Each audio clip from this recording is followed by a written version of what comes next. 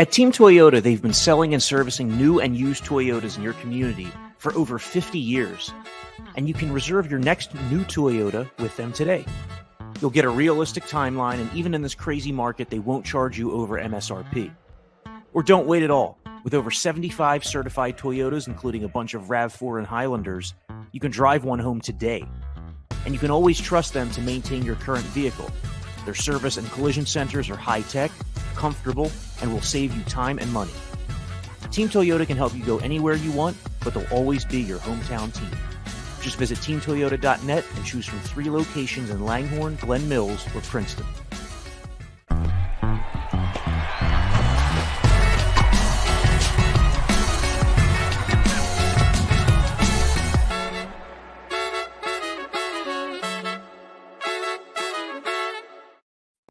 Hey folks, welcome to the Phillies Talk Podcast, presented by Team Toyota. I'm Corey Seidman, he's Jim Salisbury. We are coming at you on a Monday morning here after the Phillies' exciting 3-game sweep over the Los Angeles Angels, which ended with Bryson Stott hitting that dramatic 3-run walk-off home run to down the Halos, an inning after Bryce Harper tied the game with a grand slam to the second deck in right field off of Angels closer Raisel Iglesias. It was just a nutty afternoon for the Phillies to end a wild weekend. The first weekend under Rob Thomson, Jim, as Phillies manager, the offense went crazy. The Phillies played probably one of their, if not their best series of the season, one of their best, because they have several sweeps already. But I guess they like playing under the new skipper, huh? I got to ask you, did it crush you to see Raisel Iglesias give up that grand slam? He's one of your favorites. Yeah, I've long been a Raisel Iglesias guy. He's one of those relievers who seems to always be available via trade or free agency, and I've connected him to the Phillies a bunch of times saying this is a guy they should go after. But Bryce Harper sure has his number with 3 career homers and a walk-off single against him. Yeah, great atmosphere out there over the weekend, and on NBCSportsPhiladelphia.com, I thought you did a great job capturing it in your story today about the walk-off and the magnitude of the win and the 2 Las Vegas guys. And I was catching an off day, but I was following it on my phone and on TV. What was the atmosphere? It looked great. Well, it was nearly 35,000 people there at Citizens Bank Park. The crowds on Saturday and Sunday were the 2 biggest crowds of the season since opening weekend. So a lot of people there to see Trout, a lot of people there to see Ohtani, and obviously the Phillies. And, after Harper hits his home run, he celebrated like 3 times. He throws his bat, then he looks at the dugout, and he pumps his chest and lets go, and then he's pumping his fist around first base. It was nuts. I mean, the moments before the Harper home run was probably the loudest was at Citizens Bank Park all weekend, which the Angels broadcast noted. In fact, as great as T-Mac's call was and Scott Fransky, it's fun to listen to the opposing side's call after a situation like that, because you got to remember that Angels team has now lost 11 games in a row. So they must feel like they're cursed. The Phillies getting to them, coming back really after what was a nothing afternoon. I mean, until Harper's slam there, the Phillies had stranded 10 guys. They had gone 2 for 15 with men on base, really turned things around. And you'll remember, Jim, that there were those 3 times in May that the Phillies hit one of those late home runs to either tie or go ahead in the 8th or 9th inning. They lost all 3 games, so they needed to pull one of these out finally. Yeah, and one of them was that Tuesday night in Atlanta when Harper hit that big home run and he ran around the bases. It was very emotional, much like he was yesterday on Sunday. I mean, there's a lot going on here. They caught the it's funny. Dave Dombrowski, when he announced Joe Girardi's firing the other day, said he looked at the schedule. And, I think that means a lot of things. I think, one, he meant there's 4 months left and there's time to get this thing turned around. That's working on your side. I also think he meant that they'd gotten through May, which was just a really difficult schedule, and was softening up a little bit. You're going to see Arizona here. You're going to see Washington. You still got a really tough one against Milwaukee. I'm not sure he was referring to Anaheim on Friday, because, that might have just been in too much of in the short term, but certainly that bit of schedule helped the Phillies, I do believe.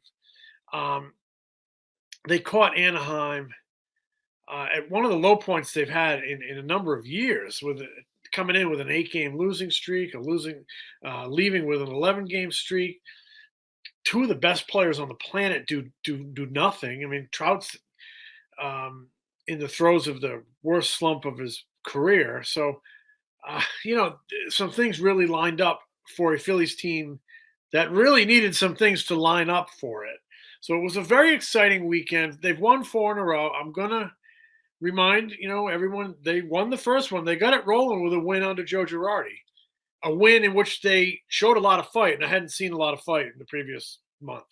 They showed a ton of fight in that game. They'd given up a lead, and then they came back and retook the lead. Played some small ball with that safety squeeze. They got some big hits from Stott. I'm sorry, you get a big hit from Stott, big hit from Mayton, and a big hit from Schwarber.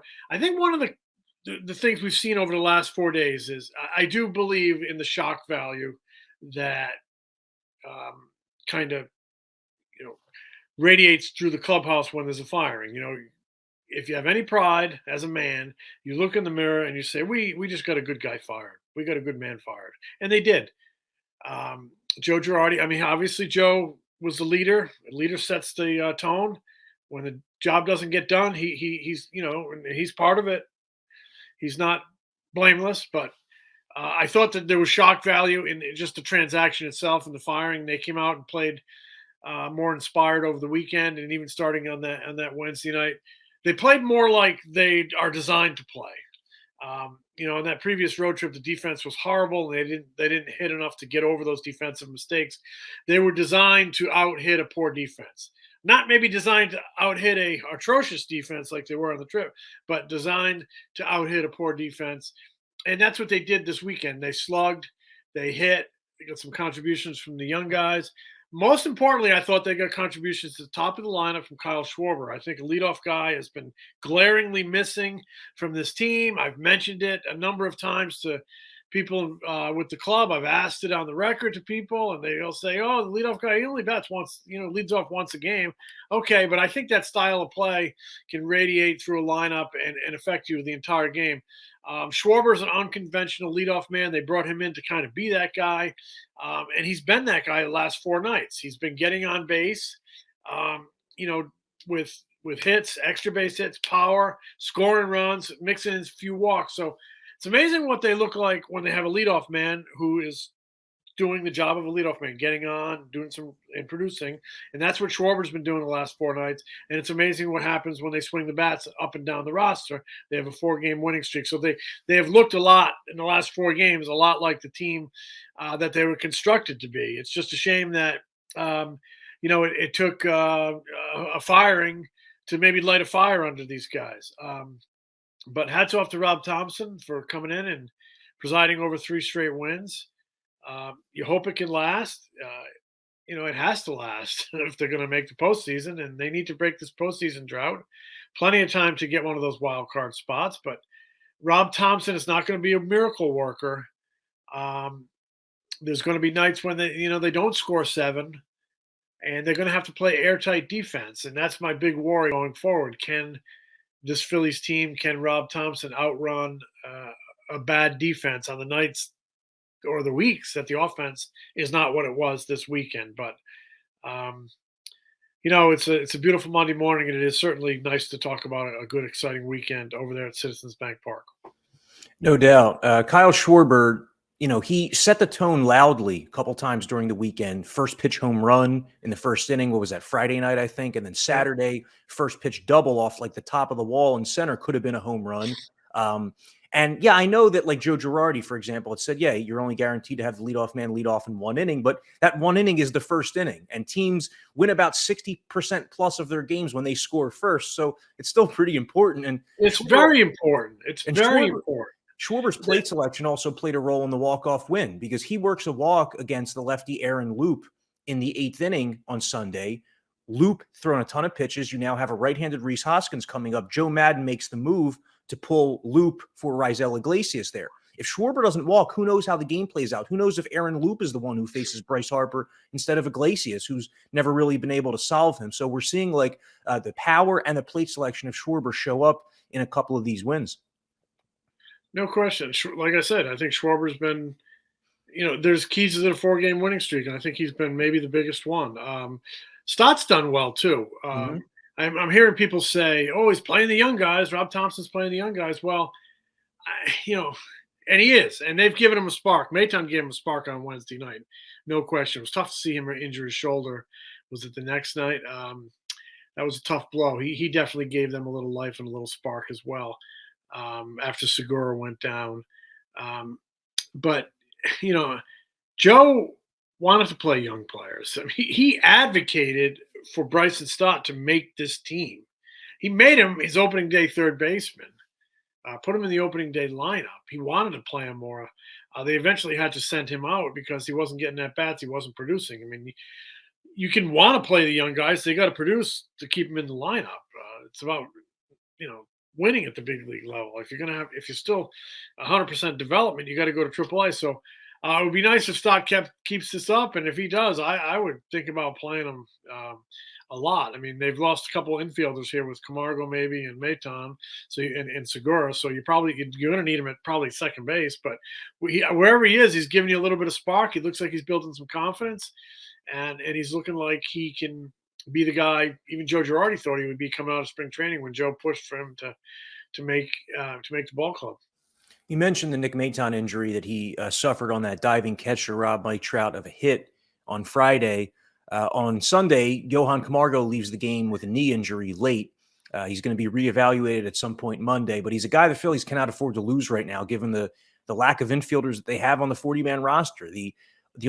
After Didi Gregorius was activated on Sunday morning, the Phillies had 5 healthy infielders on their 40-man roster, and those were the 5 guys who were active, being Hoskins, Stott, Bohm, Camargo, and Gregorius. So if Camargo, who's like the utility man within all this, if he has to miss time, where do you think the Phillies would turn? I don't know. Kingery's a AAA. He's not on the 40-man roster. He hasn't hit. I'm not sure that's the answer. I have to think, Dombrowski is looking to add middle infield depth. They have to hope that both Maton and Camargo can get back here quickly. But I mean, even if Camargo has to miss a couple days, you're gonna have to need some depth there. I don't know where they're gonna turn. Obviously, Ronald Torreyes wasn't playing at AAA, and he took his release. It's probably 5 or 6 weeks ago now.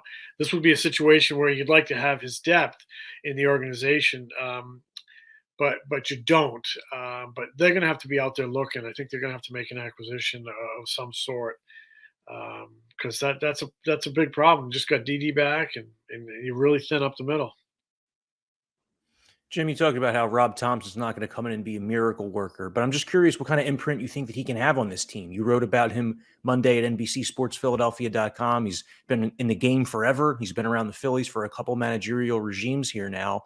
Just wondering what you think of his personality type meshing in that role. And if he has success, I mean, is it possible that he could be in play as the manager moving forward? I mean, it's when Joe Girardi gets fired, you're thinking, okay, the Phillies are going to look ahead and make a move in the offseason. But if they play well under Thomson, what do you think? If they play well under Rob Thomson and he gets them to the postseason, and this roster that wasn't responding to Joe, and some of those guys didn't respond to Gabe Kapler, if they finally respond and start doing the things they should be doing and get to the places they want to go, boy, I would hope he's considered for the position going forward if he does that good of a job. I think I would let it play out though as the interim and let him be part of an interview process after the season. If you think you want to, if he does good things and you think you might want to stay with him, I think it's healthy to open it up after the season and see who's out there and see what you can do.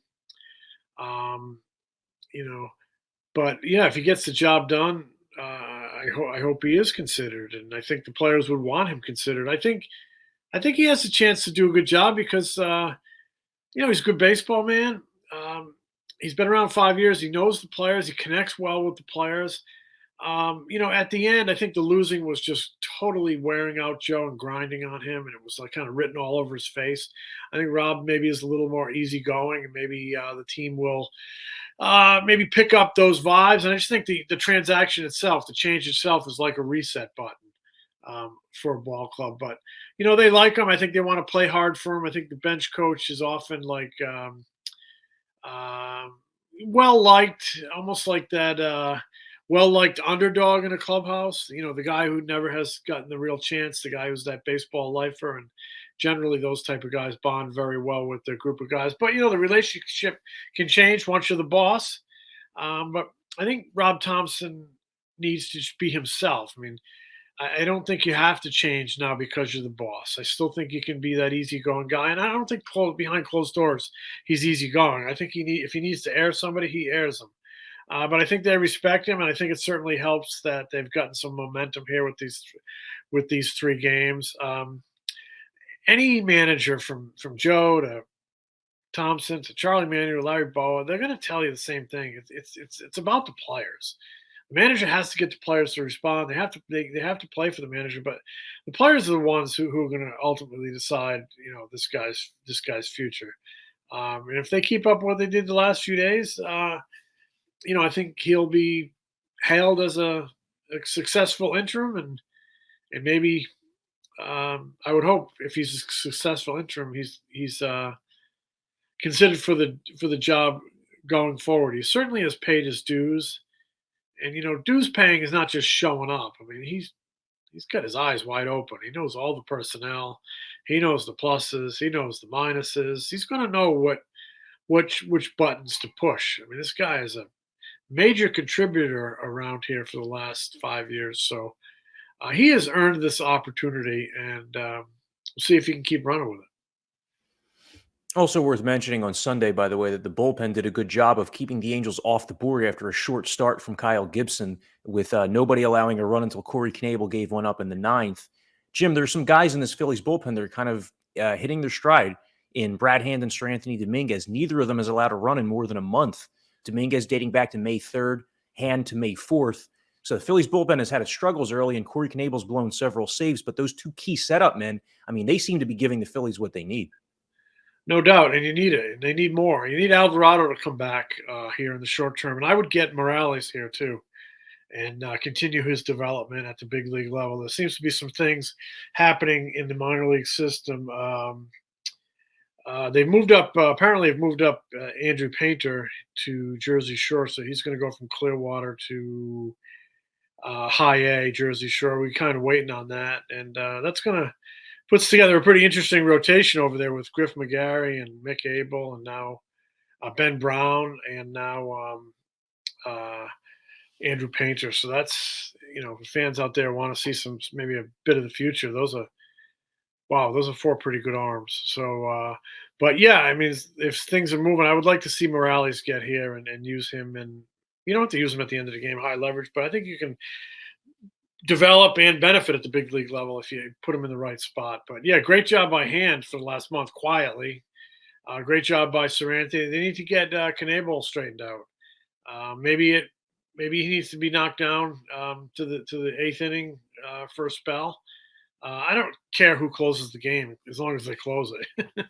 Yeah, I mean, look at what the Mets did on Sunday against the Dodgers. I don't know if you caught that, but they were facing the Dodgers. They were up 4-2 in the 8th inning. And Buck Showalter used Edwin Diaz in the 8th against the top of the Dodgers order, and then used Seth Lugo in the 9th against the middle of the Dodgers order against like Justin Turner and those guys toward the bottom. That's a bold decision, to use the guy who's clearly your closer in that spot. But I mean, that's just the way the game shifted in recent years, that some teams use their highest leverage reliever in that moment. But, Corey Knebel, it's not like he was a Craig Kimbrell-like guy who was always in the 9th inning and that's all he ever did. He also set up. So if the Phillies tried Sir Anthony or Brad Hand in that role for a time, I mean, I don't think it would totally shatter Knebel's confidence. Do you? If you don't, if you're worried about your confidence being shattered because you're not the closer, to close out the games, and you'll stay in that role. I would hope not, but I don't know. I don't think so. I don't think he's that kind of guy. They got to win ball games. You got to do whatever's best for the team to win that night's ball game. I think there's a fine line. You got to stick with the guy sometimes when he's struggling to show that you have confidence in him, and then sometimes your confidence is rewarded with a really good run. So Knebel just needs, I think, to get some momentum, and he's had maybe some issues with his breaking ball, issues with location. But we've all seen it before. Relievers can be up one month, down the next. He might be just one good outing from really locking in. So we talked about how the Phillies got the Angels at the right time during their skid. They now go to Milwaukee, and it's not like the Brewers are playing poorly, but the Brewers are without Brandon Woodruff, who's on the injured list, Freddie Peralta, who's on the IL, Eric Lauer, the tough lefty who faced the Phillies earlier this season, will not pitch in the series. So again, might be an opportune time to be catching Milwaukee. The only one of their top starting pitchers they're set to face is Corbin Burns on Thursday. So off the Phils go. Ranger Suarez is starting the first game of that series. Boy, does he need a good start, Jim. He certainly does. Did he pitch that Wednesday night game against the Giants? I mean, he just struggled. No, that was Nola. He struggled throwing strike one. He struggled with his command. He's worked high pitch counts. He hasn't gotten through the middle innings. He's just, he's a guy. Bread and butter is commanding a fastball, putting it in a great spot, and getting ahead, and just hasn't really done that. He's had trouble against right-handers. So I don't think any of us expected him to duplicate what he did last year. We expect him to be better than this, and he expects himself to be better than this. So I just feel like the tide has come in and kind of washed out a bunch of, hopelessness that was in that room over these last few days, and maybe he will benefit from that Tuesday night in Milwaukee. After this Brewers series, the Phillies' next 13 games are against the D-backs, Marlins, Nationals, and Rangers. So after this grueling, 6-week run of facing top teams, they finally get the schedule to soften up a little bit, and it'll be on them to beat down on the teams that they're supposed to beat down on. Thanks a lot for listening to the Phillies Talk Podcast. He's Jim Salisbury. I'm Corey Seidman. We'll catch you later in the week.